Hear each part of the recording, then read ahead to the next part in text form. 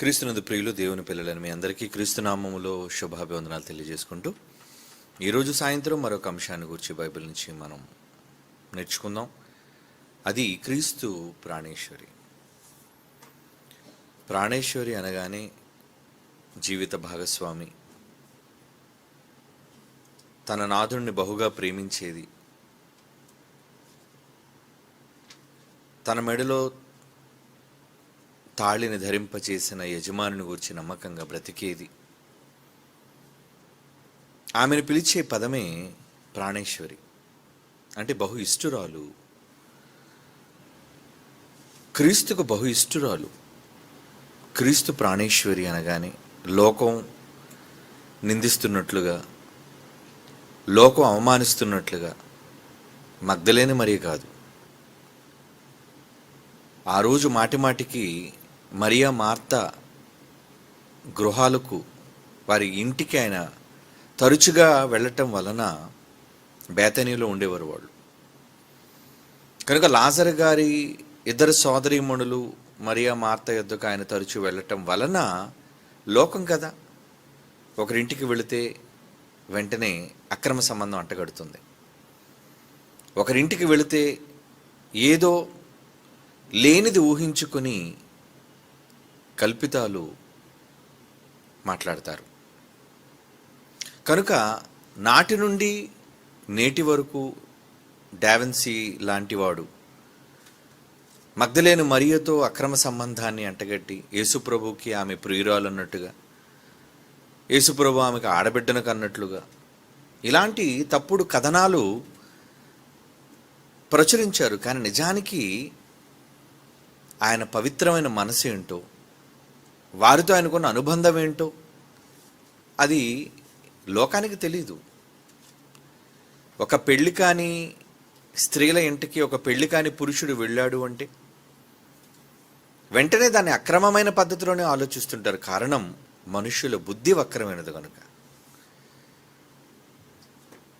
ఒక అన్నయ్య తన చెల్లెలని బండెక్కించుకొని తీసుకువెళుతున్నా, ఇద్దరు యవ్వనులే కదా, మంచిగా ఊహించే లోకం కాదు ఇది. కామెంట్ చేసేవాళ్ళు కూడా ఉంటారు. స్వయాన్న తోడబుట్టిన వాళ్ళు, ఒకే తల్లి గర్భాన పుట్టిన వాళ్ళైనా ఆమెను గూర్చి ముందు పుట్టిన అన్నను గూర్చి తప్పుడుగా మాట్లాడుకునే లోకం. పోనీ అలానే తెలుసుకుని మాట్లాడుతుందా? తొందరపాటుతనం. తెలుసుకోరు, నిజానిజాలు తెలుసుకోరు, అందుగూర్చి వాళ్ళు నిరీక్షించరు. కానీ తప్పుడు కథనాలు, మాటలు వారిని గురించి మాట్లాడుతుంటారు. ఇది ఒక ఫ్యాషన్. తమ వారిని గురించి మాట్లాడలేని వారు పరుల గురించి మాట్లాడడానికి బహుగా ఇష్టపడుతుంటారు.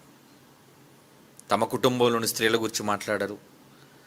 తమ కుటుంబంలోని తల్లుల గురించి, చెల్లెళ్ళ గురించి మాట్లాడలేని వీళ్ళు పరస్త్రీల గురించి మాట్లాడడం వీళ్ళు ఇష్టపడుతుంటారు. దానివల్ల వీళ్ళు కలిసి వచ్చేది ఏంటంటే ఏమీ లేదు. దానివల్ల ఏంటంటే ఒక మాట, అలాంటి వాళ్ళని గురించి వ్రాయబడిన పెద్దలన్న మాట, ఒరే వాడిది సునకానందం రా అంటారు. అంటే ప్రతి చిన్నదానికి కకృతిపడే వక్రబుద్ధి కలిగింది కుక్క. సునకం అంటే కుక్క. అలాంటి మాటలు వీళ్ళు గుప్పించి ఆనందపడేవాళ్ళు. దానివల్ల కడుపు నిండదు, దానివల్ల మేలు లేదు. కానీ వక్రమైన మాటలు పలకటంలో వాళ్ళకి ఏదో ఒక తెలియని మానసిక రుగ్మత అనాలి, సైకలాజికల్ డిఫెక్ట్ అది. అలా మాట్లాడుకునేవాళ్ళు సమాజంలో ఈరోజు అధిక శాతం వాళ్లే, ఎక్కువ మంది. కనుక క్రీస్తు ప్రాణేశ్వరి అనగానే వాళ్ళు ఏమనుకుంటారు? క్రీస్తు ప్రాణేశ్వరి ఎవరామె? అయితే మేము అనుకున్నది నిజం. నిజంగా పెళ్లి కాని క్రీస్తుకి ఎవరో ఉండే ఉంటారులేండి, అందులో అందగాడు, ప్రజాభిమానాన్ని చొరగొన్నవాడు. ఎంతమంది ఆయన కోరుకుని ఉంటారండి ఆ రోజుల్లో? మొదటి శతాబ్దంలో ఎంతోమంది ఆయనకి అభిమానులు, ఫ్యాన్ ఫాలోయింగ్ విపరీతంగా ఉంది ఆయనకి. కనుక ఆయన కావాలనుకొని అదే పెళ్లి కాని కుర్రాడు ఒకటి మంచి యవ్వన కాలంలో ఉన్నాడేమో, మృదువైన మాట, ఏమండి, అందమైన కేశాలు, సొగసుతో కూడిన మొహం, అతని చేతి నిండా ఏమండి అద్భుతాలు, సూచక క్రియలు ఉన్నందుకు ఎవరు కోరుకోరు? అయినా ప్రభు లొంగలేదు, ప్రభు అంగీకరించలేదు అంటే కారణం, ప్రభు భూ సంబంధమైన వాడు కాడు. ఈ లోకానికి అర్థమైంది ప్రభు ఏంటంటే ఒక లోక సంబంధి. అమ్మాయిని చూడగానే కావాలనుకునేవాడు, లేదంటే వివాహం చేసుకోవాలని కాంక్షించేవాడు. ఆయన తన పనులలో బిజీ ఉండి ఎంత తొందరగా తండ్రి అప్పగించిన పనులను పూర్తి చేసి పరలోకానికి వెళ్ళిపోవాలన్న తొందరపాటుతనం ఆయనకు ఉందే కానీ వివాహం చేసుకొని పిల్లల్ని కని బాధ్యతలు ఇవేమీ ఆయనకు నచ్చలేదు, ఇష్టం లేదు. కనుక ఆయన కోరుకునేవి చాలా ఉన్నాయి. ఆయన కోరుకునేవి ప్రాణేశ్వరి అనగానే ఇష్టసఖి, ఇష్టురాలు. ఏమండి, చదువుతాం ఒక మాట ముందు బైబిల్లో. ఆ మాటలను చదువుకొని ముందుకు వెళదాం. పరమగీతం 4వ అధ్యాయం 9వ వచనం, 10వ వచనం, 14వ వచనం చదువుతాము. పరమగీతము 4వ అధ్యాయం 9, 10, తర్వాత 14. నా సోదరి, సహోదరి అంటున్నాడు చూడండి. ఏమండి, ఒక సోదరీమణి ప్రాణేశ్వరుని పిలగలరా? ఇష్టురాలు, నా సహోదరి ప్రాణేశ్వరి, నీవు నా హృదయమును వశపరుచుకుంటివి. నా హృదయాన్ని కొల్లగొట్టావు తల్లి, నువ్వు ఒక్క చూపుతో నా హృదయమును వశపరుచుకుంటివి. ఏమండి, ఎప్పటి వరకు నాని చెప్పాడే మంచి వాక్యం ఏంటి? నన్ను ఎవరు ముట్టుకున్నారు? ఆ ప్రాణేశ్వరుని చూడాలనుకున్నాడు. ఆమె ఎవరు? యేసును విశ్వసించిన ఒక ఇష్టురాలు, విశ్వాసం కలిగినది. కనుక ఆ విశ్వాసంతో ఆమె అసలు వస్త్రపు చెంగు ముట్టుకుంటే చాలు తగ్గిపోద్దని ఎంత నమ్మకం ట్రై చేసింది. మరి ఆవిడెవరో ప్రజలకు చూపించాలనుకున్నాడు, మొత్తం అంతా స్తంభింపజేశాడు. ఆమెగా బయటకు వచ్చి ఒప్పుకునేటట్లుగా చేశాడు. ప్రియురాలు, యేసును ప్రేమించాడు, యేసును ప్రేమించింది ఆమె, యేసు కూడా ఆమెను ప్రేమించాడు. ప్రేమ అనగానే స్త్రీ పురుషుల మధ్య ఉన్నదే ప్రేమ అనుకునే దౌర్భాగ్యపు ప్రపంచం ఇది. ఈ ప్రపంచం ఎలా ఉంది? లవ్ అనగానే ముందు ఎవరు గుర్తొచ్చేస్తారు? ఆ దిక్కుమాల హార్ట్ సింబల్. ఏమండి, ఒక స్త్రీ పురుషుడు అంటే వీళ్ళిద్దరి మధ్యన ఉన్న సంబంధం తప్ప ప్రేమ అంటే ఇంకోటి లేదా? తండ్రి తన పిల్లలపైన చూపించే ప్రేమ, తల్లి తన బిడ్డల పట్ల చూపించే మమకారం, ఒక చెల్లాయి తన అన్న మీద చూపించే అనురాగం, ఒక అన్న తన చెల్లెలపై చూపించే శ్రద్ధ, ఇవన్నీ ఏంటి? వాళ్ళు ప్రియులు గనుక, ఇష్టలు గనుక. ఒక అన్న చెల్లిని ఎంతో ప్రేమిస్తాడు, ఒక చెల్లి అన్నను ఎంతో ప్రేమిస్తుంది. అందులో పవిత్రత ఉంది. కానీ పవిత్రతను అర్థం చేసుకుని ప్రపంచం స్త్రీ పురుషులకు అంటగట్టే ఒక రుగ్మతలా తయారైంది ఈరోజు. అందుకు బైబిల్ దానికి భిన్నంగా చెబుతుంది. నిజంగా ఈ మాటలు చదివితే సొలొమోనుగా లవ్ లెటర్ రాశారా? అవునండి, సొలొమోను గారు రాస్తారులేండి, 1000 మంది భార్యలు ఉన్నారు కదా అని మరలా అక్కడ వక్ర బుద్ధి మరలా మనకి.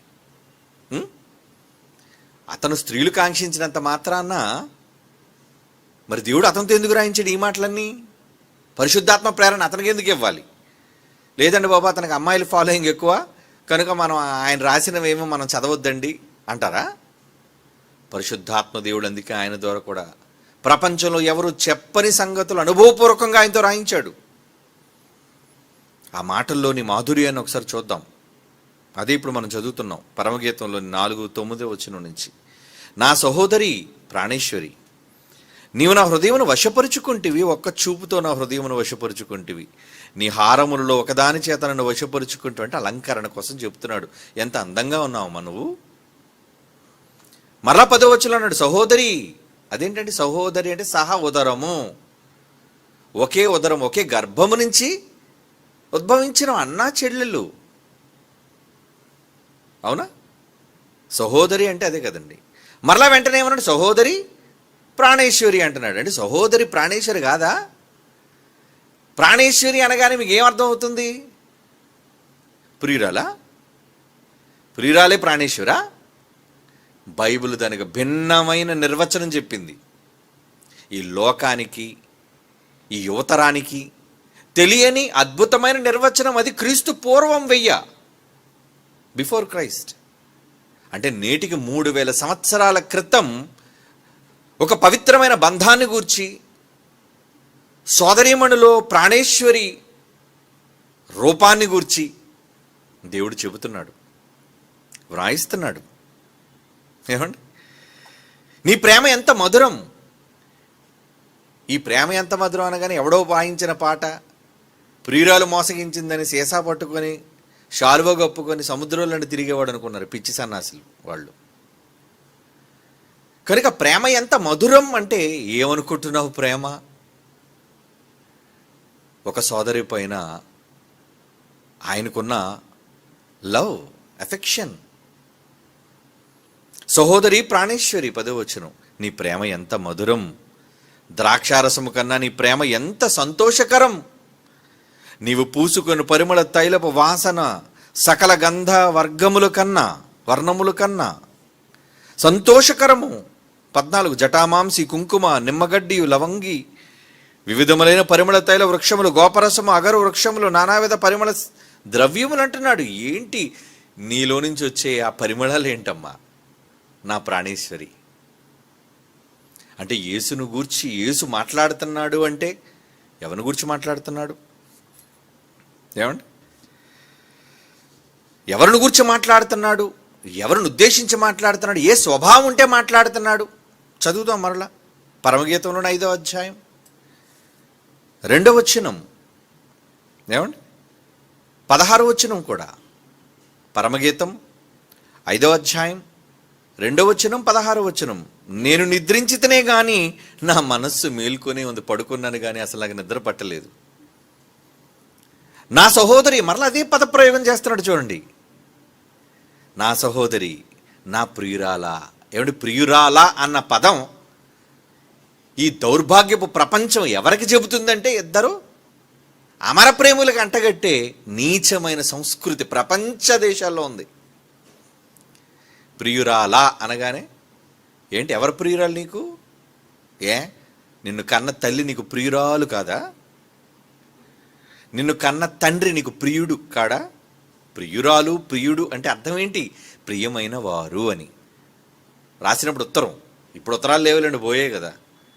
ఒకప్పుడు రాసేటప్పుడు ప్రియమైన తండ్రి గారికి అంటే ప్రియమైన తండ్రి గారు అంటే తండ్రి గారికి ప్రియమైన అంటున్నావేంటి అంటే ప్రియమైన దాంట్లో ఏముంది? ఇష్టులైన. ప్రియమైన అన్నగారికి అంటే ఆ మాటలోని అర్థం ఏంటి? ప్రపంచం దాన్ని వక్రీకరించి చూచే మందదృష్టి కలిగిందిగా మారిపోయింది ఈరోజు ప్రపంచం. బైబిల్ చదివితే కదా తెలిసేది. ఎవడంటాడు మళ్ళీ బైబిల్లో బూతులు ఉన్నాయని? ఎవరు పిచ్చోడా? నీకున్నవి ఏంటి? నీకు పచ్చకామరలు వచ్చాయి, అడిగి ఎడు చూసినా పచ్చగా కనపడుతుంది, తెల్లగోడ కూడా. ఏం చేస్తాం? రోగం అది. వాడికి మందు వేయాలి, వాడికి మందేసి బాగు చేయాలి. ఈ ప్రపంచం అంతా కూడా రోగిష్టి ప్రపంచంగా మారిపోయింది, రోగగ్రస్తంగా ఉంది. దానికి బైబిలే మందు. బైబిల్ ద్వారానే దానికి మందు వెయ్యాలి. ఎందుకంటే వాళ్ళ మనస్సుల్లో తరాలుగా తప్పుడు విధానాలు జీర్ణించుకుపోయే డిఎన్ఏలను వచ్చేసేవి. తప్పుడు ఆలోచనలు, తప్పుడు భావాలు, తప్పుడు చూపులు. అవును, అందుకే అంటున్నాడు నా ప్రియురాల. నేను నిద్రించితేనే కానీ నా మనస్సు మేల్కొని ఉన్నది. నా సహోదరి, నా ప్రియురాల, నా పౌరమా, నిష్కలంకురాలా. ఎంత చక్కగా అన్నాడు. కళంకం లేదమ్మా నీకు, ఎంత మంచిదానివి నువ్వు. ఆలకింపము, నా తల మంచుకు తడిసినది, నా వెంట్రుకలు రాత్రి కురిసిన చినుకులకు తడిసినవి. నాకు తలుపులు తీయమనుచు నా ప్రియుడు వాకిల తట్టుచున్నాడు. పిలుస్తున్నాడు నన్ను. ఇంటికి వచ్చాడు, ఇంటికి వచ్చి పిలుస్తున్నాడు. 16వ వచనంలో అతడు నోరు అతి మధురం, అతడు అతికాంక్షణీయుడు. యెరూషలేము కుమార్తెలారా, ఇతడే నా ప్రియుడు, ఇతడే నా స్నేహితుడు. అంటే ఒక ప్రాణేశ్వరి, ఒక ప్రాణప్రియుడు గూర్చి ఎలాంటి భావనలు కలిగి ఉంది. ఇక్కడ రాయబడుతున్న మాట దేవునికి మనుష్యులకి ఉన్న అనుబంధాన్ని చెప్పేదిగా వర్ణిస్తూ ఆ రోజు మహాజ్ఞాని అయిన సొలొమోను గారు రాసిన మాట. అంతేగాని కోరికతో, కామముతో పరులను కోరుకొని తమ వాంఛనను తీర్చుకోవడానికి రాసిన మాటలు కావు ఇవి. 6వ అధ్యాయం పరమగీతం 3వ వచనం చూడండి. 8వ అధ్యాయం చూద్దాం. 8వ అధ్యాయం పరమగీతం 8వ అధ్యాయం 1వ వచనం, ఏమండి 13వ వచనం. పరమగీతం 8వ అధ్యాయం 1వ వచనం, 13వ వచనం. నా తల్లి వద్ద స్తన్యపానం చేసిన ఒక సహోదరుని వలె నీవు నా ఎడల నుండిన ఎంత మేలు. ఏంటి మన ఇద్దరం ఒకే తల్లి పాలు కదా తాగాం. ఎందుకంటుంది ఆ మాట? ఒక ప్రాణేశ్వరి ఎందుకంటుంది ఆ మాట? ఏమండి, నా తల్లి వద్ద స్తన్యపానము. ఒకే తల్లి రొమ్మును నువ్వు నేను పాలు తాగిన వారం అయితే ఎవరు తాగుతారు? ఒకే తల్లి రొమ్మును పాలు తాగేవాళ్ళు ఏమవుతారండి? తోడబుట్టిన వాళ్ళు, అన్నదమ్ములు, అక్క చెల్లెళ్ళు, అంతే కదా. నా తల్లి వద్ద స్తన్యపానం చేసిన ఒక సోదరుని వలె నీవు నా ఎడల నుండి ఎంత మేలు, అప్పుడు నేను బయట నీకు ఎదురై. ఎందుకు ఆ మాట ప్రయోగం జరిగిందంటే, బయట నువ్వు కనబడగానే నీకు ఎదురై ముద్దులిడుదును, ఎవరునూ నన్ను నిందించరు. ఏమండి, అమాంతుగా ఒక అన్నయ్య వచ్చాడు అనుకోండి, కనబడగానే చెల్లయ్య అతను భుజాన్ని పట్టుకొని ముద్దు పెడితే, ఏమండి దాన్ని కూడా తప్పుగా ఊహించుకుని ఉంటారులేండి. పక్కన నిలబడితేనే తప్పు వీళ్ళకి. ఏమండి, ఈరోజు సమాజానికి ఎలా ఉందంటే, పక్కన నిలుచుంటే తప్పు, మాట్లాడితే తప్పు. ఎందుకో వీళ్ళను మనసంతా తప్పు తప్పు తప్పే. ఎవడన్నా తాడి చెట్టు కింద నిలబడి మజ్జిగ తాగుతున్నాడు అనుకోండి, ఏమనిపిస్తుంది చెప్పండి మీకు? ఆడు మజ్జిగ తాగుతున్నాడు, ఏం తాగుతున్నాడు మీకు తెలుసుకోవచ్చు కదా. బాబు నువ్వు తాగుతుంది కళ్ళ మజ్జిగ అడగడం, ఆడి కళ్ళే తాగుతున్నాడండి. తెల్లగా ఉన్నాయి, నీకెలా తెలుసురా? నా కళ్ళుతో చూసేయండి అది కళ్ళని. నీ కళ్ళు నిజం కాదురా, వాడు తాగుతుంది మజ్జిగ. అంటే లోకం ఎలా ఉంది అంటే, వెంటనే అపార్థం, ప్రతి విషయంలో అపార్థం అపార్థం అపార్థం. అందుకే ఏమన్నాడు, నువ్వు నిజంగా ఎదురు పడితే నేను వెంటనే ఎదుర్కొని వచ్చి అందరి ముందు నీకు ముద్దు పెట్టేవాడిని, నేను ముద్దు పెట్టేదాన్ని. అప్పుడు ఏమంటారట, నీకు ఎదురే ముద్దులిడుదును, ఎవరును నన్ను నిందించరు. ఎందుకంటే ఒక తల్లి కడుపును కదా పుట్టాం. ఏంటండి మరి అలా ముద్దులు పెట్టేసింది పబ్లిక్గా అంటే, అవునండి అన్న, ఇద్దరు ఒకే తల్లికి పుట్టారు. ఆహా, అప్పటికేదో డౌట్తో ఆహా అంటాం, కానీ మన మనసు ఇంకా ఒప్పుకోదు. ఏమండి, కానీ లోకమైతే దూరం నుంచి చూసినాడు ఏమనుకుంటాడు, బొత్తిగా సమాజం మితిమీరిపోతుంది. ఈడు మాట్లాడతాడు సమాజం కోసం, ఆ సమాజంలో ఈడుగు దరిద్రుడు అనుకునేవాళ్ళు. మరలా వాళ్ళని నిందిస్తాడు, ఏమని? సమాజం బొత్తిగా చెడిపోయిందండి. చెడిపోవడానికి ముద్దు పెట్టింది ఎవరు అనుకుంటున్నావు? వాళ్ళిద్దరికి ఉన్న సంబంధం ఏమనుకుంటున్నావు? 13వ వచనం, ఉద్యానవనములో పెంచబడిన దానా, నీ చెలికత్తెలు నీ స్వరం వినగోదురు, వచ్చి దానిని విననిమ్ము. ఏమండి, ఈ మాటలన్నీ మాట్లాడుతున్నాడంటే దానికి కారణం ఏంటి? ఏంటి కారణం?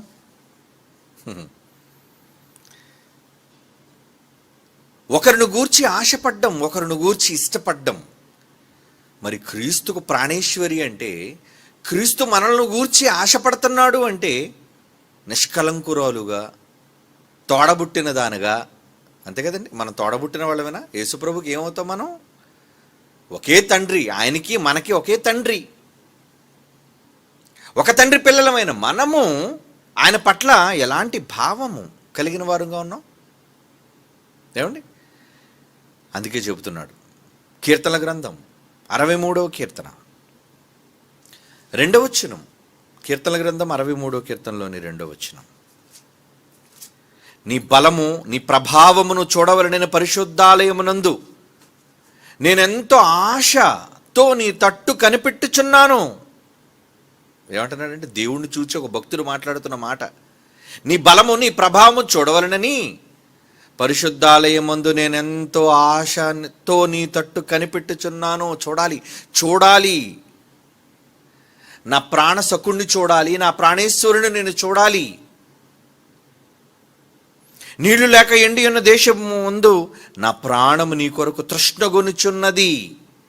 ఏమిటి దేవుని కొరకు తప్పించే మనుష్యులు ఉన్నారా లోకంలో? దేవుని గురించి తప్పించే వాళ్ళు ఉంటారా? ఎంతసేపు మనుష్యుల కోసం తప్పించేవాళ్ళు, మనుష్యుల అనుబంధాల కోసం ఎగసిపడేవాళ్ళు. కానీ దేవునితో అనుబంధం కోసం ఇవన్నీ మనకు అర్థం కావాలని చెబుతున్నాడు. ఎందుకంటే మీకు అనుబంధం, వ్యక్తుల మధ్య అనుబంధం, ఏది చెప్తే మీకు ఏది ఇష్టమో ఆ భాషలో మీకు అర్థమయ్యేటట్లుగా చెబుతున్నాడు. దేవుడు మనల్ని ప్రేమించే విధానం కోసం. నిజంగా దేవుడిని ఇష్టపడేవాళ్ళు, దేవుడు ఇష్టపడేవాళ్ళు ఎలా ఉంటారటండి? పరిశుద్ధాలయం ముందు నేనెంతో ఆశతో నీ తట్టు కనిపెట్టి ఉన్నాను, నా ప్రాణము నీ కొరకు తృష్ణగొనుచున్నది, నీ మీద ఆశ చేత నిన్ను చూడవలనని నా శరీరం కృషించుచున్నది. ఏమంటే చూడ్డానికి శరీరం కృషించిపోద్దా?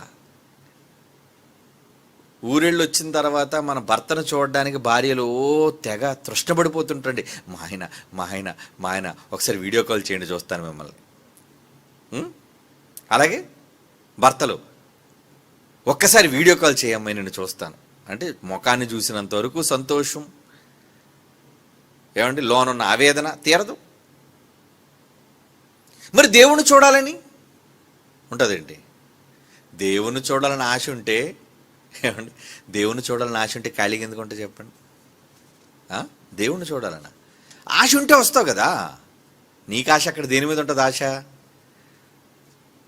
ఏమండి డబ్బు మీద, బంగారం మీద, లోకం మీద, నీకు కావలసిన ఆశలన్నిటి మీద ఉంటుంది. మరి దేవుని కోసం ఎందుకు రాలేకపోతున్నావు అంటే నీ ప్రాణం ఎక్కడ తృష్ణగా ఉంటుంది? నువ్వు ప్రాణేశ్వరివా? నీ ప్రియుడు ఎదురు చూస్తున్నాడు నీ కోసం. ఎక్కడుంది నా ప్రాణేశ్వరి? ఏది? 6 గంటలకల్లా వచ్చేస్తాను ప్రియా మెసేజ్ పెట్టాడు. నేను వచ్చేస్తాను ప్రియా. వచ్చి పార్కులో కూర్చున్నాడు ప్రియుడు. ఏమంటే ఒక అరగంట ముందు వచ్చేస్తాడు, తొందర ఎక్కువ కదా. 5:30 నుంచి చూస్తున్నాడు. 6 అయ్యేసరికి దగ్గర పడుతుంది. అమ్మ 6 అయ్యేసరికి వచ్చేస్తుంది అని. 6:30 అయింది అనుకోండి, ఇంక అక్కడి నుంచి ఆలోచిస్తాడు, ఏంటి ఇంత లేట్ ఏంటి? మీద గడియారం తలుపు ఎంట్రన్స్ దూరం చూస్తుంటాడు. ఇంకో అరగంట అయింది, 7 అయింది అనుకోండి, ఏంటి ఇంకా రాలేదు? 8 అయింది రాలేదు, 9 అయింది రాలేదు. అంటే ఎందుకు రాలేదు? ఏదో కారణం. అంటే నువ్వు రాగలిగి కూడా రాలేకపోయావు. ఈరోజు దేవుని దగ్గరకు రాలేని వాళ్ళు ఉన్నారా? రాగలిగి కూడా రాలేని వాళ్ళు రారండి. వాళ్ళకి రావడం ఇష్టం లేదండి. నేను బయటికి వెళ్ళగానే ఆటోలో ఒక సోదరిమణి ఉంది. ఏమ్మా ఒంట్లో బాగాలేదు. ఏమంటే హాస్పిటల్ నుంచి ఎవరైనా బయటికి రాగానే ఇంటికి వెళ్ళిపోవాలనుకుంటారు కదా, ముందు ఇంటికి వెళ్ళిపోతాను నేను. కానీ దేవుని సన్నిధికి ఎందుకు రావాలి? ఎవరి మీద ఆశ? ఏమంటే రోగగ్రస్తులు అయ్యుండి దేవుని కోసం తృష్ణపడేవాళ్ళు, ఆశపడేవాళ్ళు, దేవుని సన్నిధికి రావడానికి ఇష్టపడుతున్నప్పుడు ఆరోగ్యం బాగున్న వాళ్ళు రాలేకపోతే నిన్నేమనాలి? నీ ప్రభావము చూడవలని, నీ పరిశుద్ధాలయం ముందు నేనెంతో ఆశతో నీ తట్టు కనిపెట్టుచున్నాను, నీళ్లు లేక ఎండి ఉన్న దేశముందు నా ప్రాణం నీ కొరకు తృష్ణగొనుచున్నది, నీ మీద ఆశ చేత నిన్ను చూడవలని నా శరీరం కృషించుచున్నది. చూడడానికి మన శరీరం ఎప్పుడైనా కృషిస్తుందా? అయ్యో దేవుడి దగ్గరికి వెళ్ళలేకపోయానండి, దేవుని పని చెయ్యలేకపోయానండి, దేవుని కోసం ఇవ్వలేకపోయానండి అని బెంగ పెట్టుకుని వాళ్ళు ఉన్నారా? మనకా బెంగ? దేవుని కోసమా? పిల్లకి స్కూల్ ఫీజు కట్టలేనందుకు బెంగ. ఏమండి ఇంట్లో డబ్బులు లేనందుకు కృషించిపోతాం, టెన్షన్ వచ్చేది మనకి, బీపీ, షుగర్, ఇవన్నీ నెత్తరేసుకుంటాం. కానీ దేవుని కార్యక్రమాలు జరుగుతున్నాయి, దేవుని కార్యక్రమం కోసం నేను ఇవ్వలేకపోతున్నాను, దేవుని పనుల కోసం నేను వెళ్ళలేకపోతున్నాను, దేవుని మాటలు వినడానికి నేను పాల్గొనలేకపోతున్నాను అని లేకపోతున్నారంటే ఇక నువ్వేం ప్రియుడువు, ప్రియురాలివి? ఆలోచించండి. అప్పుడు నిన్ను చూసి అంటాడా క్రీస్తు, నా ప్రాణేశ్వరి, ఇది దౌర్భాగ్యురాలు ఇది. ఏమండి తీరా ప్రియుడు ఎదురు చూసి ఇంటికి వెళ్ళాడు. ఏ అమ్మాయి రాలేదనేసి అంటే, ఉండండి టీవీలో సీరియల్ వస్తుంది మంచిది అంటే అప్పుడు ఏమనుకుంటాడు, ఇలాంటిదే అన్న నేను ప్రేమించాను. నేను గంటల తరబడి అక్కడ ఒక అనాథలాగా నేను అక్కడ నిలబడితే అందరూ వచ్చిపోయాడు, నా ముఖం చూసి ఇడు ఎందుకున్నాడు రాయుడు, పిచ్చోడా ఏంటి అని వెర్రిగా నన్ను చూస్తున్నప్పుడు నేనేమో ఆశ కలిగిన కన్నులతో నువ్వెప్పుడు ద్వారం నుంచి వస్తావు నీ కోసం చూస్తుంటే నువ్వేమో టీవీ చూస్తున్నావా? ఈరోజు మన పరిస్థితి అలాగే ఉందండి. దేవుడు వచ్చి 2-3 ఉంటే ఆయన ఉంటాడు కదండి. 2-3 మాట్లాడుకుంటేనే ఆయన వింటాడు కదా. మరి తన కోసం ఆయన కూడుకుంటే ఆయన ఉంటాడు వస్తాడు అన్నప్పుడు 6 గంటలకు దేవుని వాక్యం ప్రారంభం అవుతుంది అన్నప్పుడు అపాయింట్మెంట్ దేవుడిది. అప్పుడు ప్రాణప్రియుడు చూస్తుంటాడు, ఏరి నా వాళ్ళు, నా ప్రాణేశ్వరి, నా ప్రియసఖి ఏది? రాలేదు ప్రభువా. ఏం చేస్తుంది నాయన ప్రియురాలు? ప్రియురాలు ఆర్కే బీచ్లో తిరుగుతుంది ప్రభువా. అవునా? మరి ఇంకో ప్రియురాలు ఏం చేస్తుంది? ఇంట్లో బజ్జీలు వేస్తుంది ప్రభువా. ఆహా, నిజమే. మరి ఇంకో ప్రియురాలు ఎక్కడుంది? 70mm స్క్రీన్ ముందు ఉంది ప్రభువా. వీళ్ళంతా ప్రియురాలేనా? రానోళ్ళని అడగండి, కారణాలు చెప్తారు. లైవ్కి రానిళ్ళు ఏమండి, పోనీ ఏదో వాక్యం ఉంటుంది, ఇక్కడైతే దగ్గరకు వచ్చి రాలేరు, లైవ్లో కూడా రానిళ్ళు కొంతమంది ఉంటారండి. అంటే మేము ఎందుకు రావాలి? మాకు ఏం అవసరం? మేము నేర్చుకునేది ఏంటి? వీళ్ళు మాకు నేర్పించేది ఏంటి? మేమంతా కూడా నిష్ణాతులం, మహాజ్ఞాన వారసులం అనుకోని కదా ఫీల్ అయిపోతుంటారు. దేవుని పిల్లలారా, దేవుని దగ్గరకు రాలేదని దేవుని కొరకు ఎదురు చూచి కృషించే వాళ్ళు ఎవరున్నారండి? ఒక కార్యక్రమం చేయాలి అంటే దేవుని కోసం పరుగులుడుతూ ముందుకు వచ్చి నేను చేస్తాను నా ప్రియుడి కోసం. ప్రియుడు ఏమని అడిగాడు అనుకోండి, ఏమండి చాలామంది ప్రియురాలు కానుకలు కొని తెచ్చి ఇచ్చేవాళ్ళు ఉంటారండి. ప్రియుడి కోసం రావడం ఒట్టి చేతులతో రారు, విత్ గిఫ్ట్. ఏంటి గిఫ్ట్? ఏంటి? మీకోసమే కొన్నానండి. నీ దగ్గర ఎక్కడమ్మా డబ్బులు లేవుగా? డబ్బులు దాచుకున్నానండి, 6 నెలలుగా డబ్బులు దాచి తెచ్చాను మీకోసం. ఆహా, ఏమండి అది చూడగానే మన మనసు ఎలా అయిపోద్ది? ప్రేమ పొంగిపోదు మనకు మనసులో. దీనికోసం ఏదోటి చేయాలి, ఖచ్చితంగా డిసైడ్ అయిపోతాం మనం. ఏదోటి చేయాలి వీళ్ళ కోసం. ఎందుకంటే నా కోసం డబ్బులు లేనిది దాచి తన అవసరతలు మానుకుని బస్సు ఎక్కవలసింది ఆటో ఎక్కవలసి డబ్బులు అయిపోతాయని నడిచి వెళ్ళిపోతుంది అనుకోండి. నడిచి వెళ్ళే డబ్బులన్నీ దాచి నీకు బహుమతి ఇస్తే ఎంతగా నువ్వు ఇష్టపడతావు ఆవిడ్ని. ఆవిడ ప్రాణేశ్వరి అంటే, ప్రియసఖి అంటే. మనం ఉన్నాం దేవుడి పట్ల, ఏం ఖర్చు పెడతాం? అక్కడ దేవుడి దగ్గరికి వచ్చి ప్రియుడిని అడుగుతాం, ఏది నాకేం పెట్టవా? ఈ మధ్యన ప్రియురాళ్ళందరూ ఎలాగొన్నారో తెలుసా అండి? అబ్బాయి అంటే ఏటీఎం కార్డులు అటండి. అవును, షాపింగ్కి ఫోన్ చేస్తుందట, షాపింగ్ ఉంది రారా వెళ్దాం. ఈవిడ తీసిన డ్రెస్సులన్నిటికీ కూడా ఎవడు పే చేయాలి బిల్లు? వాడే ఉన్నాడు కదా బకరాగాడు ఒకడు, కట్టరా బిల్లు. ఏమండి ఇలా పెట్టుబడి పెట్టినోడు లేరు అనుకున్నారా? కార్లు ఎక్కించి బట్టలు కొని అన్నీ బాగా తిరిగి ఏమంటే అన్నీ కొనిపెట్టి చివరిగా బంగారాలు కూడా కొనిపెట్టిన తర్వాత ఆఖరి క్షణంలో బాయ్. ఎక్కడికా బాయ్? పెళ్లి చేసుకుని పోతుంది ఎవడనో. మరి పెట్టిన పెట్టుబడి అంతా ఏమైపోయింది? మోసపోయావురా నువ్వు. నిన్ను గొర్రె పిల్లల వదేసింది అది, బలిపశువు నువ్వు. ఈరోజు దేవుని విషయంలో చేస్తున్న అలాంటి కారా? ఏమండి, ప్రాణేశ్వరిని ఎంత ముద్దుగా మన కోసం చూసి ఈ ప్రాణేశ్వరి కోసం ప్రాణం పెట్టిన ప్రాణప్రియుడు ఆయనైతే సిలువెక్కాడు కదా. ఎవరి కోసం పెట్టాడు? ప్రాణం ఎవరి కోసం పెట్టాడు చెప్పండి? సిలువ ఎవరి కోసం ఎక్కాడు? మీకోసమే కదా, మన కోసమే కదా. మరి తన ప్రాణాన్నే మన కోసం అంతా అర్పించేసిన వ్యక్తి కోసం నువ్వు ఏమి ఇచ్చాయని రుణం తీర్చుకోగలవు? నీ బ్రతికే ఇచ్చేయాలి. నీ బ్రతికే నీ ప్రాణమే నీకు ఇచ్చేస్తున్నప్పుడు నీ సమయం ఎంత, నీ డబ్బు ఎంత? ఇవ్వవా? డబ్బు కోసం ఆలోచిస్తున్నావా? చాలామంది అలాగే ఆలోచిస్తారండి. దేవుడికి ఇవ్వాలి అనేసరికి ఎక్కడి నుంచి ఇస్తామండి? ఇప్పుడు రోగం వచ్చింది అనుకోండి, ఎక్కడి నుంచి ఇస్తామండి అంటారా? లేదు, ఎక్కడి నుంచి అయినా ఇస్తారు. డాక్టర్కి 2 లక్షలు పట్టురామన్నాడు అనుకో, నువ్వు 2 లక్షలు కట్టయ్యా, నీకు అప్పుడే ఆపరేషన్, లేదంటే నువ్వు బతక అన్నాడు అనుకోండి. అలా ఉండండి డాక్టర్ గారు, మీరు ఒక్క 10 నిమిషాలు నాకు టైం ఇవ్వండి. తల కాదు కదా, ఎవడ తలైనా తాకట్టు పెట్టింది తెచ్చేస్తారు అక్కడికి. ఏమండి, అలాంటి పరిస్థితులు సమాజంలో. అదే దేవుడంటే దేవుడంటే ఏం చేయగలండి? దేవుడి కోసం ఏం చేస్తాం మనం? లెక్కలు కడుతున్నాడు దేవుడు అన్నీ. నీ ప్రాణప్రియుడు లెక్కలు కడుతున్నాడు. నిజంగా ఆయన పని కోసం నువ్వు సొమ్మసెల్లగలుగుతున్నావు. ఏమిటి? ఎండలో కరపత్రాలు పంచేవాళ్ళు, ఎండలో సువార్త ప్రకటించేవాళ్ళు, వీధుల్లో నిలబడి వాక్యాన్ని చెప్పేవాళ్ళు ఎంతోమంది ఉన్నారండి. Wonderful, very good, hats off to them. చాలామంది చాలా ప్రాంతాలు ఇంక్లూడింగ్ మన చర్చ్ చెబుతున్నారు. ఎవరి కోసం నువ్వు ఎండలో నిలబడ్డావు? ఎవరి కోసం నువ్వు మట్టి పనుల్లో పాల్గొన్నావు? ఎవరి కోసం నీ పనులు కుటుంబాన్ని విడిచిపెట్టి అక్కడ కష్టపడిపోతున్నావు?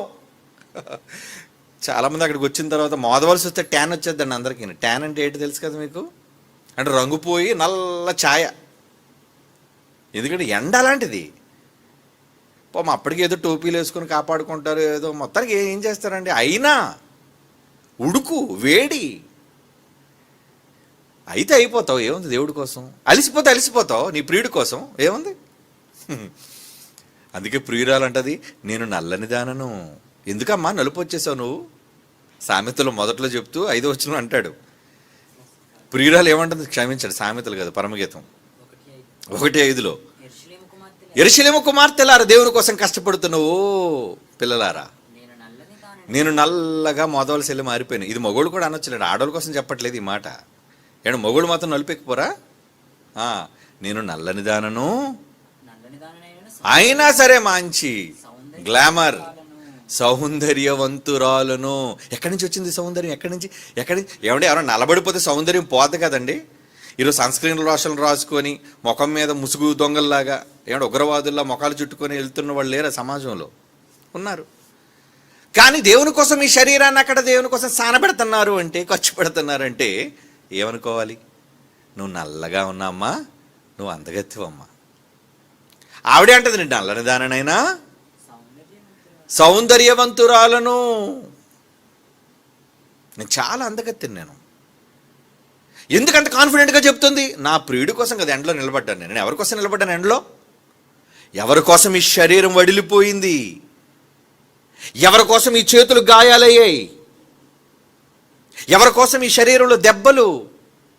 పడిపోయి దెబ్బ, కోసినప్పుడు దెబ్బ, ఎత్తినప్పుడు దెబ్బ, పనులు చేసినప్పుడు అంతే కదండి, గాయాలు అవుతాయి కదా. మరి ఆ గాయాల్లో మీ శరీరం గాయపరచబడుతున్నప్పుడు నువ్వు నల్లగా ఉన్నా, అందవికారంగా ఉన్నా, దేవుడు అంటున్నాడు, నా ప్రాణేశ్వరి. ఎంత మంచి మాట.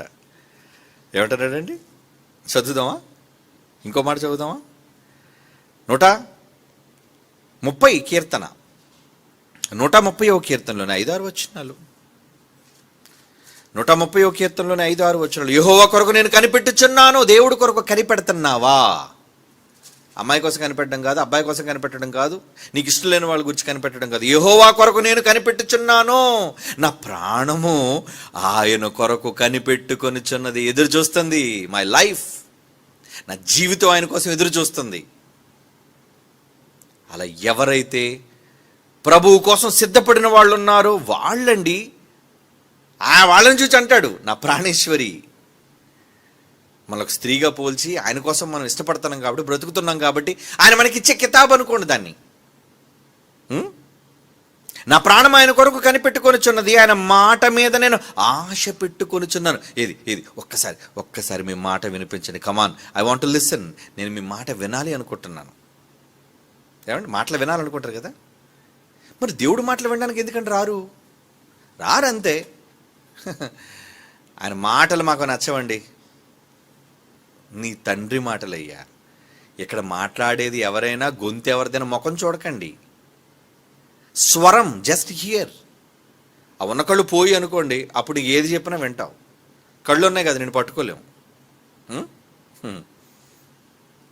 వినబడే మాట దేవుని మాట. ఎవరు చెప్పినా బైబిల్లోని 66 పుస్తకాల్లోని మాట నీకు ఎందుకు నేర్పిస్తున్నారు, ఎందుకు చెబుతున్నారు? నువ్వు వినాలి, నీ బ్రతుకు మారాలి, నువ్వు ఆయన కోసం బ్రతకాలని కదా, బ్రతకాలని. అందుకే అంటున్నాడు ఏమని? నా ప్రాణం ఆయన కొరకు కనిపెట్టుకొనిచున్నది, ఆయన మాట మీద నేను ఆశ పెట్టుకొని ఉన్నాను. కావలి వారు ఉదయం కొరకు కనిపెట్టుట కంటే ఎక్కువగా నా ప్రాణం ప్రభు కొరకు కనిపెట్టుచున్నది. ఏమండి, నైట్ డ్యూటీకి వెళ్ళాడు, ఏమనుకుంటాడు? ఎంత తొందరగా తెల్లవారైపోతారా, ఇరుగు వెళ్ళిపోతాను, డ్యూటీ దిగిపోయి. పనిలో ఉన్నాడు అంతే కదా. నైట్ డ్యూటీకి వెళ్ళేవాళ్ళు ఎప్పుడు తెల్లవారుతుందా ఇంటికి వెళ్ళిపోదాం అనుకునే వాళ్ళకంటే అదే చెప్తున్నాడు ఇక్కడ. కావలి వారు ఉదయం కొరకు కనిపెట్టు కంటే ఎక్కువగా నా ప్రాణము ప్రభువు కొరకు కనిపెట్టుచున్నది. కావలి వారు ఉదయం కొరకు కనిపెట్టుట కంటే ఎక్కువగా నా ప్రాణం, నా లైఫ్, నా గుండె శబ్దం, నా చప్పుడు. మరి దేవుని కోసం మన గుండె చప్పుడు చేస్తున్నప్పుడు దేవుని కోసం మనం చెయ్యగలుగుతున్నామా? దేవుని కోసం ముందుకు రాగలుగుతున్నామా? ఏమండి, రావాలి కదా, చెయ్యాలి కదా. యెషయా గ్రంథం 5వ అధ్యాయం 1వ వచనం, యెషయా గ్రంథం 5వ అధ్యాయం 1వ వచనం, నా ప్రియుని గూర్చి పాడెదను. ఏమంటే ప్రాణేశ్వరి ఏం చేస్తుంది? ప్రియుడు. నా ప్రియుని గూర్చి పాడెదను వినుడి, ఆయన ద్రాక్ష తోటను బట్టి నాకు ఇష్టడైన వాని గురించి పాడేదని వినండి. నాకు నచ్చిన వ్యక్తి కోసం మాట్లాడతాను, పాడుతాను నేను పాట. దేవుని కోసం అసలు ఎప్పుడైనా పాట రాద్దాం అనుకున్నారా? ఏమండి, రాద్దాం అనుకున్నారు ఏదైనా మాట రాదు, పాట రాదు. అదే మనుషుల కోసం అయితే ఎన్ని మాటలు, గడగడ గడగడ గడగడ గడగడ మాటలు, చదువు లేకపోయినా మాటలు వచ్చేస్తుంటాయండి అందరికీ. ఏది పరుల కోసం మాట్లాడమని చూద్దాం, నిందల కోసం మాట్లాడమని చూద్దాం, కించపరచడం కోసం మాట్లాడమని చూద్దాం, గొడవ కోసం మాట్లాడమని చూద్దాం. ఎన్ని మాటలు వచ్చేస్తుంటే అక్షరమాలకు బయటకు వచ్చేస్తుంటుంది అంతే అన్నీని. మరి దేవుడి కోసం అనేసరికి నాకు రావండి, నాకు తెలియదండి. నేర్చుకో. అంటే దేవుని పట్ల ఆసక్తి ఏముంది చెప్పండి ఈరోజున సమాజానికి? ఆ రోజు నా ప్రియుని గురించి నేను పాడుతాను, ఒక మంచి పాటే పాడుతాను నేను. పాట, అతని ద్రాక్ష తోటను బట్టి నాకు ఇష్టడైన వాని గురించి పాడేదని వినుడి. సత్తువు భూమి గల కొండ మీద నా ప్రియునికి ఒక ద్రాక్ష తోట. అంటే ఎందుకు ఈ మాటలు చెబుతున్నాడు? ఎవరిని గురించి చెబుతున్నాడు? ఎవరిని ఉద్దేశించి చెబుతున్నాడు? మన కోసమేనండి, ఈ మాటలన్నీ మన కోసమే. ఇంకో మాట చదువుతాం, యెషయా గ్రంథం 26వ అధ్యాయం 8, 9 వచనాలు. యెషయా గ్రంథం 26వ అధ్యాయం 8, 9 వచనాలు. మేము నీ కొరకు కనిపెట్టుచున్నాము, మా ప్రాణము నీ నామమును నీ స్మరణను ఆశించుతున్న. స్మరణ, నామస్మరణ. నామాన్ని స్మరించడం అంటే అండి, చాలామంది హైందవ సోదరులు తమ దేవుళ్ళ నామాన్ని స్మరిస్తూ ఉంటారు. లేచినప్పుడు, కూర్చున్నప్పుడు నామస్మరణ. మరి మీరు దేవుని నామస్మరణ చేస్తున్నారా? ఏమండి, నిద్రలో కలవరిస్తుంటారండి కొంతమంది. ఎవరిని? దేవుని స్మరించరు. కొన్నిసార్లు అనుకోకుండా మన రహస్యాలు నిద్రలో బయటపడిపోతుంటాయి. అంటే ఎవరి గురించో మాట్లాడుతుంటాం మనం. ఎందుకు వచ్చాయి బయట మాటలు? అంటే నువ్వు ఎవరి కోసం స్మరణలో ఉన్నావు? నువ్వు పడుకునే ముందు కూడా ఆవిడ స్మరణే. ఏమండి, పడుకోక ముందు కూడా ఆవిడ స్మరణే. ఇక పడుకున్నాక కలల్లో ఇంకెవరి స్మరణ ఉంటుంది చెప్పండి? అందుకే ఆవిడని గూర్చిన మాటలే వచ్చేస్తుంటాయి నీకు. మరి దేవుని గూర్చిన స్మరణ ఉండదు. దేవుని గురించిన స్మరణ ఉండదండి మనకి. కానీ ఇక్కడ భక్తుడు ఏమంటున్నాడు? మేము నీ కొరకు కనిపెట్టుచున్నాము, మా ప్రాణము మేమందరం నీ నామమును నీ నామస్మరణను ఆశించుచున్నది. నీ నామ జపం చేయాలి అనుకుంటున్నాం, నీ నామాన్ని వినాలి అనుకుంటున్నాం, మీ నామాన్ని మా నోటి ద్వారా చెప్పాలి అనుకుంటున్నాం. ప్రకటించగలుగుతున్నారా? ఏమండి, మీ నోటితో ఆయన నామ జపాన్ని చేయగలుగుతాం. జపాన్ అంటే అక్కడ ఇంట్లో చేయమని చెప్పట్లేదు నేను. జపాలు ఏంటనుకున్నారు? జపం చేయడం అంటే, స్మరించడం అంటే వీధులలో మైకు పట్టుకొని సువార్త చెబుతున్నారే, అది ఆయన నామస్మరణ. మీ చేతులతో కరపత్రాలు పంచుతున్నారు, అందులో ఉన్న మాటలు, అది నామస్మరణ. అలా సేవ చేయటం కోసం మీ జేబులో ఉన్న ధనాన్ని ఖర్చు పెడుతున్నారే, అది దేవుని నామస్మరణ. ఒక బహిరంగ సభ పెట్టడానికి మీ వేల రూపాయలు ఖర్చునిస్తున్నారే, అది నామస్మరణ. సేవకుల కోసం మీ సహాయాన్ని పంపుతున్నారే, ఆ సేవకులు మాట్లాడే దేవుని మాటల కొరకు మీరు చేసే స్మరణ. అవును, మనం చేసే స్మరణ అండి అది. మరి అలాంటి స్మరణ ఎవరు చేయగలుగుతున్నారు?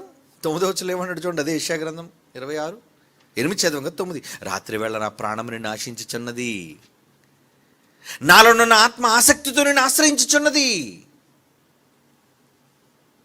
ఎలా ఆసక్తితో ఆశ్రయిస్తుంది అంటే, రాత్రిలో కూడా, ఉద్దేశాల్లో, ఆలోచనలో కూడా. కొంతమంది చెప్తుంటారు, ఏమండి రాత్రి మంచి కళ వచ్చిందండి. ఏం కళ చెప్పంటే, ఏటో నుండి పరలోకం కళ్ళలోకి వచ్చిందండి. దేవదూతలు కనబడుతున్నారండి. ఏటో విచిత్రమైన విషయాలని చెప్తుంటారంటే, వీళ్ళ ఆలోచన దేని మీద ఉందన్నమాట. ఏమండి, పరలోకం, ప్రభు, వాక్యం, కళలు వస్తానండి ఏంటన్నమాట. సేవ చేస్తున్నట్టు, ఎక్కడికి వెళ్తున్నట్టు. అంటే మీ ఆలోచనలు, మీ నామస్మరణ ఎవరిని గురించి స్మరిస్తున్నారు? ప్రాణేశ్వరుని గురించిన స్మరణ. అవునా? అలాగే ఆశ్రయించుచున్నది అంటున్నాడు చూడండి. ప్రియురాలు, ప్రియుడు అనగానే స్త్రీలు కాదు, తనను ప్రేమించే తన పిల్లల కోసం చెబుతున్నాడు దేవుడు. వాళ్ళు నా వాళ్ళు, వాళ్ళు నా వాళ్ళు అంటున్నాడు. దానియేలు గ్రంథం 10వ అధ్యాయం 11వ వచనంలో దానియేలు ఏమని పిలిచాడు ఆయన? ఏమంటే దానియేలు గ్రంథం 10వ అధ్యాయం 11వ వచనంలో, దానియేలు నీవు నాకు బహు ప్రియుడవు, ప్రియుడవు, ప్రియుడవు అయ్యా, నువ్వు నా ప్రాణేశ్వరుడు, నువ్వంటే నాకు చాలా ఇష్టం. అందుకే ప్రపంచంలో ఎవడికి తెలియని విషయాలు, ఎవడికో వచ్చిన కలభావాన్ని కూడా నీకు చెప్పాను. అదే కదా దానియేలు గొప్పతనం. ఎందుకు చెప్పాడు దేవుడు? భవిష్యత్తును ఎందుకు దానియేలుకు చూపించాడు? నువ్వు నాకు ప్రియుడు, నువ్వు అంటే నాకు చాలా ఇష్టం. ఎందుకు ఇష్టం? నువ్వు నా కోసం ఎన్ని కష్టాలు పడ్డావు, నా నామాన్ని విడిచిపెట్టకుండా నా నామ స్మరణ కోసం నువ్వు ప్రాణానికి కూడా తెగించావయ్యా. నిన్ను ఖైదీగా తీసుకెళ్ళిపోయినా, నువ్వు ఖైదులో ఉన్నా, నువ్వు బానిసగా నువ్వు బ్రతుకుతున్నా, నా నామస్మరణను విడిచిపెట్టలేదు. రోజుకి ప్రార్థన చేసేటండి యెరూషలేము వైపు తలుపులు ఇప్పి. అవునా? రోజుకి ప్రార్థన చేసేవాడా? మీలో ఎంతమంది ప్రార్థన చేస్తున్నారు? దేవుని తట్టు తిరిగి ఏదో అలవాటుగా ప్రార్థన చేస్తున్నారు. అవునండి, మంచం మీద ఉండి ప్రార్థన చేస్తాం, తింటూ ప్రార్థన చేస్తాం. మోకరించి ఎవరు ప్రార్థన చేస్తున్నారు? మోకాళ్ళు నొప్పండి, నేను ప్రార్థన చేయలేను. ఎందుకు మోకాళ్ళు లేవు? మోకరించలేవా? నీ దేవుని ముందు నీవు మోకాళ్ళు దించావంటే పొంగిపోతాడు ఆయన. నా కోసం మోకరించావా? నా కోసం. యేసంతటి వాడే గెత్సెమనే తోటలో మోకరించి ప్రార్థన చేస్తున్నాడు. ఎంతోమంది భక్తులు దేవుని వశపరుచుకోవడం కోసం మోకరించి ప్రార్థనలు చేశారు. మరి మనం అవకాశం ఉండి యవ్వన కాలంలో ఉన్నా కదా, కాళ్ళు చేతులు బాగున్నాయిగా, మోకాళ్ళు వేయలేవా? మనం వెయ్యం. మోకరించి దేవుడికి ప్రార్థన చేయలేని వాళ్ళం మనం. ఏమంటే మనకి ఏ ఇబ్బంది కలగకూడదు. మంచం మీద అనుకోండి, అలాగే హ్యాపీగా తలగడ పెట్టుకొని ఫ్యాన్ కింద అలా ప్రార్థన చేసి అయిపోయిన తర్వాత నిద్రపోతారు కొంతమంది, మధ్యలో కూడా నిద్రపోయేవాళ్ళు కొంతమంది ఉంటారు. ఎందుకంటే నిద్ర. అలాగ నువ్వు ప్రేమిస్తున్నావు. అలాగైతే నువ్వు ప్రియుడు ఎందుకు అవుతావు? నువ్వు ప్రాణేశ్వరుడు ఎందుకు అవుతావు? క్రీస్తుకు ప్రాణేశ్వరుడు ఎందుకు అవుతావు? ప్రాణేశ్వరుడు కానీ ఏదో యేసుప్రభు ఆడల కోసం చెప్తున్నాడు కాదు. ఇక్కడ దేవుడు ఒక మగవాడైనా దానియేలు కోసం చెప్తున్నాడు, నువ్వు నాకు బహు ప్రియుడు, చాలా మంచోడు అయ్యా. నువ్వు ప్రార్థన చేస్తున్నావు కదా రోజుకి, కిటికీ ఇప్పి నేను వింటున్నాను నీ ప్రార్థన. అందుకే ఎవరికి తెలియని విషయాలు నీకు బయలుపరుస్తానయ్యా భవిష్యత్తును గూర్చి. అవునండి, కనుక దానియేలుతో అన్నాడు నీవు బహుప్రియుడువు. మత్తయి సువార్త 12వ అధ్యాయం 18వ వచనం. మత్తయి సువార్త 12వ అధ్యాయం 18. ఇదిగో ఈయన నా సేవకుడు, ఈయన నేను ఏర్పరచుకుంటుని, ఈయన నా ప్రాణమునకు ఇష్టుడైన నా ప్రియుడు అంటున్నాడు. చూడండి, ఎవరిని అంటున్నాడు ఈ మాట? యేసుప్రభు కోసం అంటున్నాడండి. ఇదిగో ఈయన నా సేవకుడు, ఈయనని నేను ఏర్పరచుకుంటుని, ఈయన నా ప్రాణమునకు ఇష్టుడైన నా ప్రియుడు. ఎందుకన్నాడు దేవుడు ఆ మాట? ఒక దేవుని స్థానంలో ఒక యేసుప్రభు ఉండి మీకోసం అన్నమాట, లేదంటే ఒక దేవుడు తండ్రి స్థానంలో ఉండి ఒక కుమారుడని యేసు ప్రభు గురించి అన్నమాట. అంటే కొడుకు ప్రియుడు ఎందుకు అవుతాడు? కొడుకు ప్రియుడా? ప్రియురాలా? నువ్వు నా ప్రాణమునకు ఇష్టమైన వాడవయ్యా. ఈయన నా ప్రాణమునకు ఇష్టుడైన నా ప్రియుడు. యేసు ప్రభు వారిని గురించి అంటున్న మాట ఎంత గొప్ప మాట ఏమండి. అందుకు దేవుడు ఎలాగా బద్ధుడైపోయాడో చెప్తున్నాడు చూడండి ఇక్కడ. సామెతల గ్రంథం 5వ అధ్యాయం 19. సామెతల గ్రంథం 5వ అధ్యాయం 19వ వచనం. ఆమె అతి ప్రియమైన లేడీ, అందమైన దుప్పి, ఆమె రొమ్ముల వలన నువ్వు ఎల్లప్పుడూ తృప్తి నొందుము, ఆమె ప్రేమ చేత నిత్యము బద్ధుడవయుండుము. అంటే ఆ బంధాన్ని నేను విడిపోలేను. అంటే ఒక యేసుక్రీస్తు వారు నిన్ను ప్రాణేశ్వరిగా ప్రాణప్రియుడుగా అనుకోవాలి అంటే ఆ ప్రియుడికి తగ్గట్టుగా ప్రియురాలుగా లేదా ప్రియుడుగా నువ్వు ఆయన కోసం ఏం చేయగలుగుతున్నావు? ఆయనకి ఇష్టమైనవి నువ్వేం చేయగలుగుతున్నావు? నువ్వు ప్రేమించిన వాళ్ళకి నచ్చినవి చేస్తావు కదా. వాళ్ళకి నచ్చిన వంటకం, వాళ్ళకి నచ్చిన బహుమానం, వాళ్ళకి నచ్చిన రంగు, నచ్చిన బట్టలు. మరి దేవుడికి నచ్చినవేంటి? దేవుడికి నచ్చే ఇష్టమైన కార్యక్రమాలు మీరు ఏం చేయగలుగుతున్నారు? చెయ్యాలి. చేస్తేనే మీరు దేవునికి ఒక దానియేలు వలె ప్రియులు, యేసు ప్రభు వలె ప్రాణమునకు ఇష్టమైన ప్రియులు. నా ప్రాణమునకు ఇష్టమైన ప్రియుడు అంటున్నాడు చూడండి. అంటే దేవుని కొరకు చేసేవాళ్ళు, పనులు చేసేవాళ్ళు దేవునికి ఎంతో ఇష్టలు అంటున్నాడు అపోస్తుల కార్యములు 20వ అధ్యాయం, అపోస్తుల కార్యములు 20వ అధ్యాయం 24. అపోస్తుల కార్యములు 20వ అధ్యాయం 24. అయితే దేవుని కృపా సువార్తను గూర్చి సాక్ష్యం ఇచ్చుట యందు నా పరుగును, నేను ప్రభు అయిన యేసు వలన పొందిన పరిచర్యను తుదముట్టింపవలనని నా ప్రాణము నాకెంత మాత్రము ప్రియమైనది కానీ ఎంచుకొనలేదు. ఏమంటున్నాడు పౌలు? దేన్ని ఎంచుకోలేదట? నా ప్రాణం కూడా నాకు ఎక్కువ కాదండి, నా ప్రాణం కూడా నాకు ఎక్కువ కాదండి. ఎవరికోసం, దేనికోసం అట? దేవుని కృపా సువార్తను గూర్చి. మరి సువార్తను గూర్చి మీరు మీ ప్రాణాన్ని లెక్క చేయకుండా చేసేవాళ్ళు, ఇచ్చేవాళ్ళు, వచ్చేవాళ్ళు, వెళ్ళేవాళ్ళు ఉన్నారా? రాలేవండి, బిజీ అండి, ఇవ్వలేవండి, డబ్బులు లేవండి, చేయలేవండి, శక్తి లేదండి, ఒంట్లో ఆరోగ్యం లేదండి. దేవుని పని అనేసరికి ఎన్నో కారణాలు చెప్పి తప్పించుకొని మనం దేవునికి ప్రాణేశ్వరులు ఎలాగవుతాం చెప్పండి? పౌలు సంఘాన్ని చూసి ఇష్టలైన వాళ్ళ గురించి ఏం మాట్లాడుతున్నా చూడండి. మొదట తెస్సలోనికైలకు రాస్తున్న పత్రిక, తెస్సలోనికైలు రాస్తున్న తొలి పత్రిక 2వ అధ్యాయం 8వ వచనంలో పౌలు అంటున్నాడు, తెస్సలోనికలో ఉన్న క్రైస్తవులను చూసి, సంఘస్థులను చూసి ఏమంటున్నాడు చూడండి. మొదటి తెస్సలోనిక పత్రిక 2వ అధ్యాయం 8వ వచనం, మీరు నాకు బహుప్రియులయ్యుంటిరి గనుక. మీరు నాకు బహుప్రియులు, మామూలు ప్రియులు కారు. మీరు వినండి, చాలా ఇష్టం నాకు. ఎందుకు ఇష్టం? ఎందుకు ఇష్టం? తెస్సలోనికలు అంటే పౌలు గారికి ఎందుకండి ఇష్టం? ఎందుకు ఇష్టం అంటే, మీ యందు విశేష అపేక్ష గలవారమై దేవుని సువార్త మాత్రముగాక మా ప్రాణములు కూడా మీకు ఇచ్చుటకు సిద్ధపడి ఉంటుమి. ఎంత మంచోళ్ళు! వాడికి సువార్త చెప్పడం కోసం మా ప్రాణం పెట్టడానికైనా మేము రెడీ. మరి నీ ప్రియుడు నీ కోసం ప్రాణం పెట్టాడు, నీ ప్రియుడి కోసం నువ్వు ప్రాణం పెట్టడానికి తప్పే ఉంది? అదే పౌలు అంటున్నాడు, ఏమని? మీరు మాకు బహుప్రియులై ఉంటిరి. బహుప్రియులు, ఎంత మంచివాళ్ళు, ఎంత త్యాగధనులు మీరు, సువార్త పనిలో ఎంత సహకారులు మీరు. చేసే పనిలో, ఇచ్చే పనిలో, కష్టపడే పనిలో మేము ఉన్నామనేవాళ్ళు కదా, అందుకే మీరు మాకు బహుప్రియులు అంటున్నాడు. చూడండి, ఫిలెమోను పత్రిక ఒకే ఒక అధ్యాయం ఉంటుంది, 12వ వచనం. అందులో ఫిలెమోను పత్రిక 12వ వచనం, మొదటి అధ్యాయం. నా ప్రాణము వంటి వాడైన అతనిని, ఎవరికోసం అన్నాడు? నా ప్రాణము వంటి వాడైన అతనిని నీ యొద్దకు తిరిగి పంపి ఉన్నాను. అతను ఎవరో తెలుసా? నీ దగ్గరికి పంపించిన నా ప్రియుడిని పంపించాను నీ దగ్గరికి. ఫిలెమోను గారికి రాస్తున్నారు. పౌలు గారు చెప్తున్నారు, నా దగ్గర ఉన్న వ్యక్తిని నీ దగ్గర పంపుతున్నాను. అతను ఎవరో తెలుసా? ఎవరు? నా ప్రాణం. మూల భాషలో ఏముందండి? నా ప్రాణమైన అతను అన్నాడు. చూడండి, మూల భాషలో ఉంది కిందన. అతను ఏమనుంది? పైన ఏముంది? నా ప్రాణము వంటి అన్నాడు. కిందకి వెళ్ళేసరికి అతను నా ప్రాణం వంటి కాదు, అతను నా ప్రాణమే అన్నాడు. ఏమండి, మనుష్యులు దేవుని సేవ కోసం సహకరించే వాళ్ళుగా మీరుంటే మీరు దేవునికి ప్రాణం. ఒనేసిము కోసం చెప్తున్నాడు లేండి. నా దగ్గర నుంచి వెళుతున్నానే, పంపిస్తున్నానే, అతడు ఎవరో కాదు, అతడు నా ప్రాణం, నా ప్రాణప్రియుడు. అంటే ఇలాంటి వాళ్ళు దేవుని సంఘంలో ఉన్నారా అంటే అవును, ఉన్నారండి. మరి మీలో ఎంతమంది ఉన్నారు అలాంటి వాళ్ళు? ఒక ఒనేసిము లాంటి వాళ్ళు, తెస్సలోనికలో ఉన్న వాళ్ళు లాంటి వాళ్ళు, ఏమండి, దేవుని కొరకు సహకరించే వాళ్ళు, ప్రియులైన దానియేలు లాంటి వాళ్ళు, యేసుప్రభువు లాంటి ప్రాణప్రదమైన ప్రియులు లాంటి వాళ్ళు.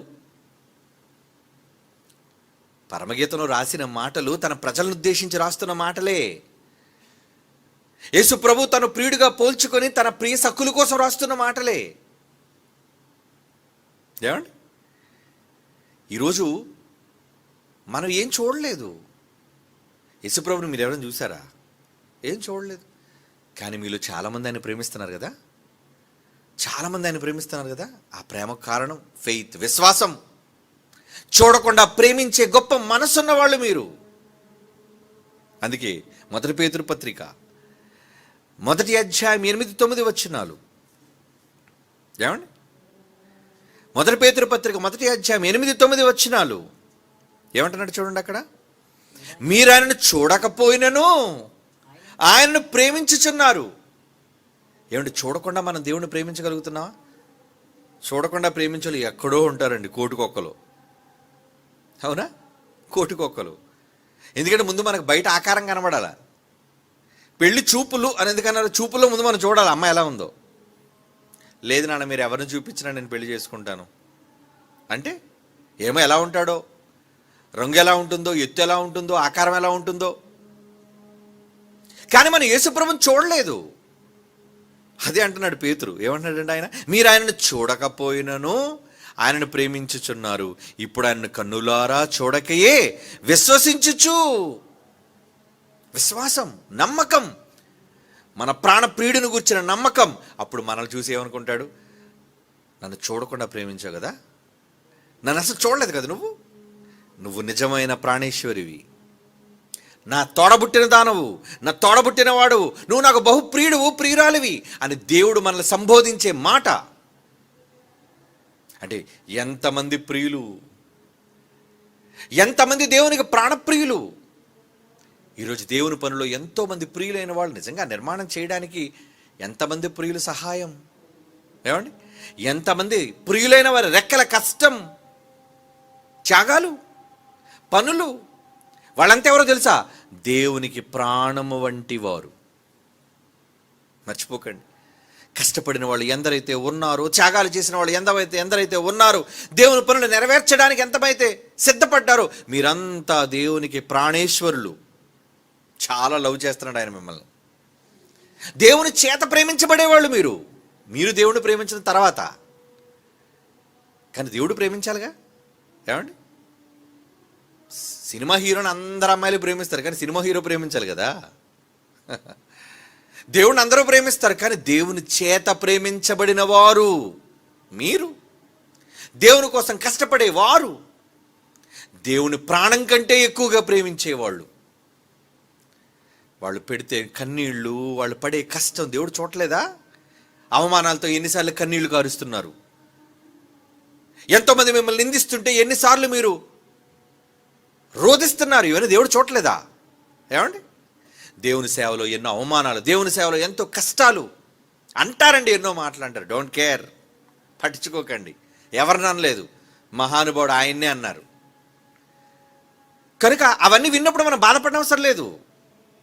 మన ప్రియుని మీద నమ్మకంతో మనం ఉండటంలో ఎన్నో అవమానాలు, ఎన్నో ఇబ్బందులు, ఎన్నో కష్టాలు, ఎన్నో హింసలు ఇవన్నీ అనుభవిస్తున్నా ఆ కారే కన్నీరు చూసి భయపడకమ్మా నా ప్రాణేశ్వరి, నేనున్నాను కదా, నీ కంటి ఏం చేస్తాను, నేను తుడిచేస్తాను.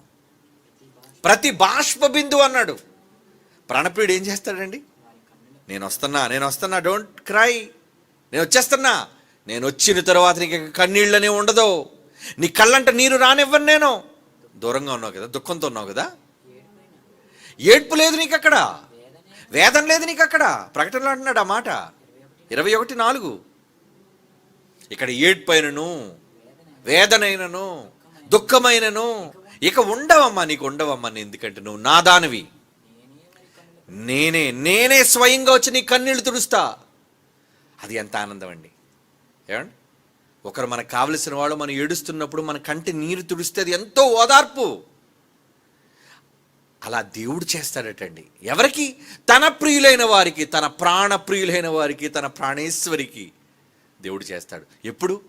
నువ్వు ఆయన కోసం అవమానాలు, కష్టాలు, బాధలు, సమస్యలు అనుభవించి దేవునిని చూడకుండా నమ్మి ఆయన పనిలో నువ్వు వెళ్తున్నావే, ఆయన కోసం చూడాలి అని తప్పిస్తున్నావే. చూడాలి, నేను వెళ్ళిపోవాలి, నేను వినాలి ఆయన మాటలు, నేను రాసుకోవాలి. వీళ్ళు చాలామంది ఉంటారు, నేను వినాలి, నేను రాసుకోవాలి, నేను చెప్పాలి, నేను ఆయన గురించి ఆలోచించాలి, నేను ఆయన కోసం పని చెయ్యాలి. వాళ్ళంతా ఎవరు? దేవునికి ఇష్టమైన ప్రాణేశ్వరులు. అలా మీరు ఉండాలి. ఎప్పటి వరకు? చివరిగా ఈ మాట చదువుకుందాం. ప్రకటన గ్రంథం 2వ అధ్యాయం 10వ వచనం. ప్రకటన గ్రంథం 2వ అధ్యాయం 10వ వచనం. ఇదిగో మీరు శోధింపబడినట్లు అపవాది మీలో కొందరిని చెరలో వేయించబోచున్నాడు. 10 దినములు శ్రమ కలుగును, ఓన్లీ 10 days. మరణము వరకు ప్రాణాపాయం వచ్చిన నమ్మకముగా ఉండు, జీవ కిరీటం దేవునికి ఇవ్వబోతున్నాడు. హెవెన్, నిత్య జీవం. ఆ జీవం నీకు రావాలి అంటే ఓర్చుకోమ్మా, ఓర్చుకో. కన్నీరు వస్తుందా? ఓర్చుకో. బాధ కలుగుతుందా? ఓర్చుకో. అవమానం కలుగుతుందా? ఓర్చుకో. యేసుప్రభు ఎన్నిటినో సహించాడు. తన ప్రాణేశ్వరుడు కూడా అదే చెప్పాడు, అమ్మా నేను నీకు దూరంగా ఉన్నాను కదా, భయపడద్దు, నేను వస్తా, నేను తీసుకెళ్ళిపోతా. దూర ప్రదేశంలో ఉన్నాడు ఏమంటాడు? త్వరగా రండి, ఎప్పుడు వస్తారండి, వచ్చి తీసుకెళ్ళిపోండి, నేను ఈ బాధలు భరించలేకపోతున్నాను. కొంతమంది భర్తలు దూరం విదేశాలు ఉన్నప్పుడు ఇంటి దగ్గర అత్తమామలు ఇబ్బంది పెట్టేస్తుంటారు. ఏమండి, లేదా చుట్టూ వాళ్ళు ఇబ్బంది పెట్టేస్తుంటారు, ఎడబాటు వల్ల ఇబ్బంది పడిపోతుంటారు. అప్పుడు ఏమంటాడు? వచ్చేస్తున్నాను అమ్మాయి, వచ్చేస్తాను, కొద్ది రోజుల్లో నేను వచ్చేస్తున్నాను, వెయిట్ చేయి. రండి, మీ రాక కోసం 1000 కళ్ళతో ఎదురు చూస్తున్నాను. ఈరోజు క్రైస్తవ ప్రపంచం ఆ మహనీయుడి కోసం, ఆ ప్రాణప్రియుడి కోసం ఎదురు చూడట్లేదా? మనమంతా నిజంగా ఎదురు చూస్తున్నాడు. త్వరగా వస్తే బాగుండి తీసుకెళ్ళిపోదును, ఆయన త్వరగా వస్తే ముగించేస్తే బాగుండి వెళ్ళిపోదు మనమంతా. ఎందుకంటే మన కంట నీరు తుడుస్తాడు, ఆయన ఆదరణ ఇస్తాడు. ఎందుకంటే మనల్ని బహుగా ప్రేమించాడు, ఎందుకంటే మనం చేసిన పనులను చూశాడు. దూరంగా ఉన్న ఆయన కోసం నమ్మకంగా బ్రతికామే, దూరంగా ఉన్న ఆయన తప్ప మనసులో ఇంకెవరిని రానివ్వకుండా ఉన్నామే. అది పవిత్రత. నిష్కలంకురాలు అమ్మ నువ్వు. ఏ పురుషుడిని నువ్వు కన్నెత్తి చూడలేదు, ఒక్కరినే నమ్ముకున్నావు, నాన్నే నమ్ముకున్నావు, నా కోసమే నువ్వు ఉన్నావు. అల్ప విశ్వాసం కలిగి ఇతర దేవుళ్ళ వైపు నువ్వు వెళ్ళిపోలేదు, నన్నే చివరి వరకు నువ్వు నమ్మవుగా. నువ్వు నా ప్రాణేశ్వరి అని నిజంగా యేసు అనబోయే మాట, తండ్రి మీకోసం అనబోయే మాట, రూపకాలంకారంగా చెప్పబడిన మాటలు ఇవన్నీ. అలా ఇష్టలుగానే కన్ను మూయాలి మనమంతా. ఓకే, కళ్ళు మూసుకొని ప్రార్థన చేసుకుందాం. పరిశుద్ధుడు అయిన తండ్రి దేవా, మీ మిక్కిలి ప్రేమ చేత మీ కుమారుడిని క్రీస్తును మా యొద్దకు పంపి బహుగా మమ్మను ప్రేమించి, ఆ ప్రేమకు నిదర్శనంగా ఆయన ప్రాణాన్నే మా కోసం ఇచ్చారు. అందుకు మేము ప్రియులుగా మారిపోయాం. చూడకుండా ఆయన ప్రేమిస్తున్నాం, మిమ్మల్ని ప్రేమిస్తున్నాం. నమ్మని ఈ సమాజానికి మీ ప్రేమ ఏంటో ప్రకటించి చూపగలిగే భాగ్యం మీ ప్రియురాలుగా, మీ ప్రియులుగా మాకు అనుగ్రహించండి. యేసువారి పవిత్రమైన నామములో ఈ ప్రార్థన మీకు సమర్పించుచున్నాము తండ్రి. ఆమేన్. God bless you.